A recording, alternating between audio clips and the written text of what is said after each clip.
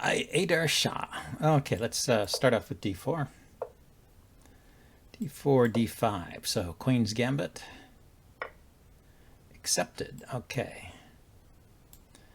I think I'll play with knight f3. e3 is a move there too. And yeah, let's undermine immediately.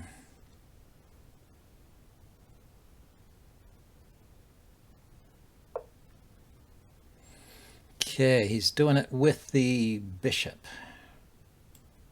Let's go ahead and take. And can round up the pawn this way, I guess. Hits the undefended bishop there, hits the pawn. I can pile on with the queen. My d-pawn is well defended by the knight. I can also play e4, pile up that way. Maybe that's more sensible.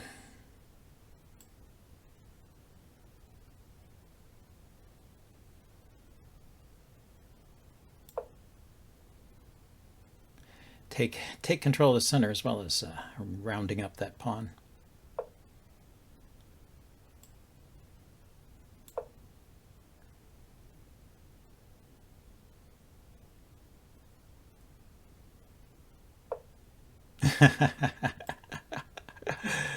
You can't hold on to that pawn, mister. You cannot. It's just not happening.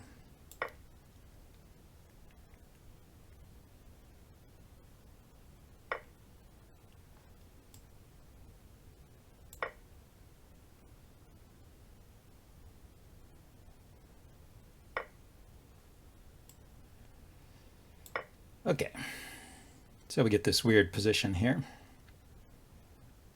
But I got my pawn back, and I have better development. The only problem here is he's blocking my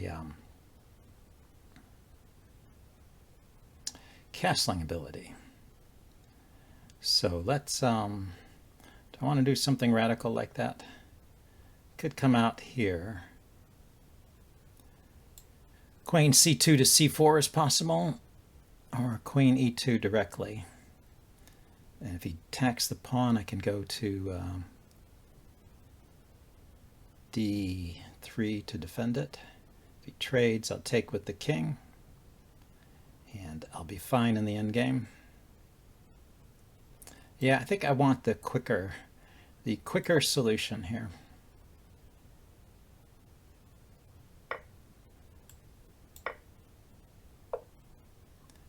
And let's attack. Let's attack that knight.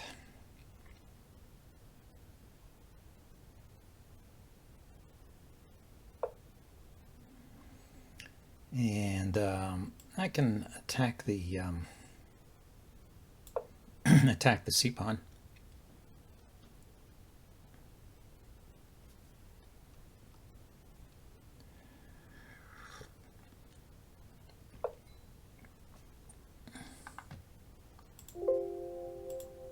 Sorry about that. Clicked the wrong button there. Okay, so I'm going to take the knight and take here. He's going to come in with his knight to one of those squares. They're not particularly attractive.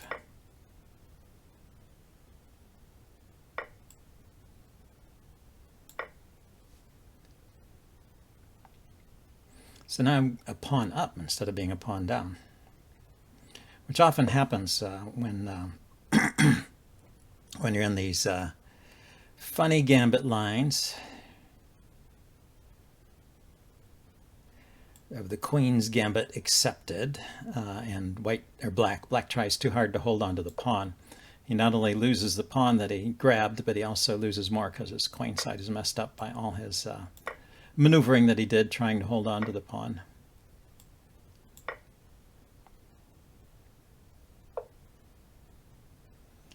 Okay, so let's just bring these pawns forward.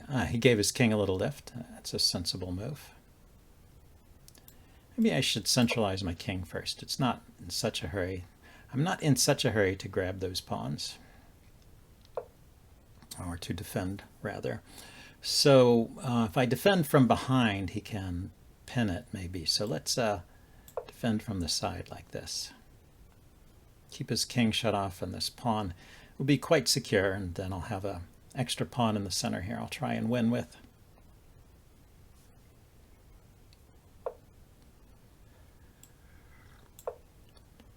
And I'll try and keep his king shut out of the game with my pawns here. So he can, let's think about this, he can push forward with the E pawn, I will take it. He can push forward with the G pawn.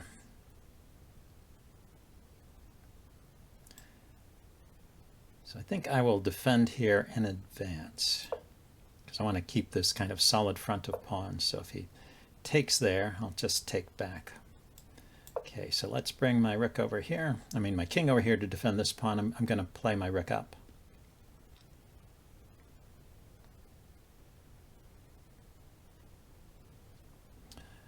And I can attack this pawn or this one. Yep, so he goes like that. So we will attack. Attack of the rook.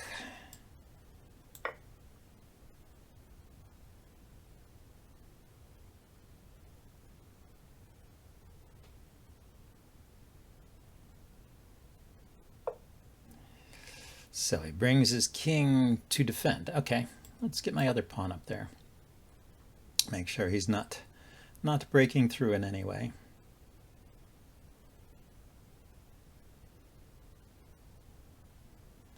You could try f5. That might be the most interesting way to play there. Okay, so I'm going to step up with my king. Oh, I want to push the pawn forward first, I think.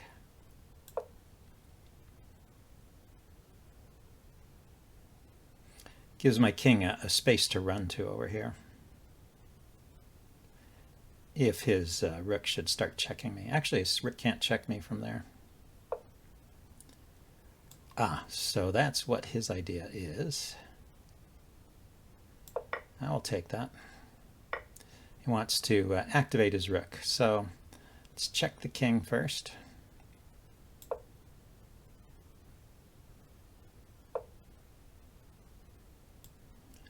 Then we'll come back over here. So protect my king from checks on the side, like so.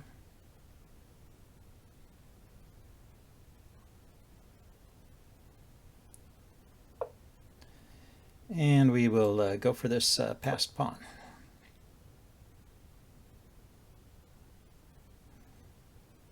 That check drove the king one step further away, so the pawn becomes that much more dangerous.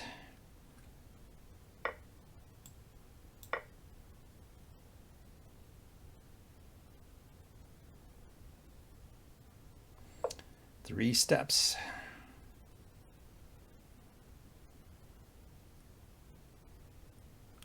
One, he takes. Two, he checks. I step up. He takes. I queen.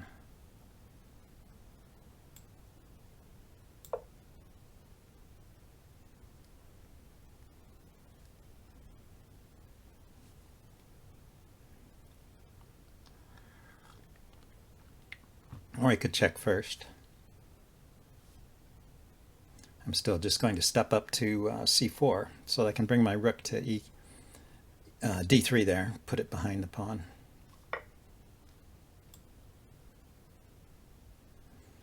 Now I can't even stop it.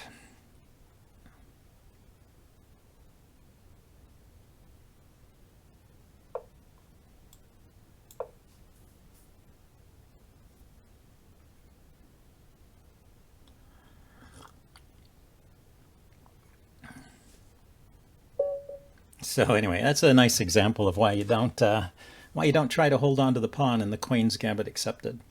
The Queen's Gambit Accepted is a fine, it's a fine opening, but you just give the pawn back and just develop your pieces, and you have a good position. Okay, we'll check that out in the postmortem, and I will see you guys later. Bye.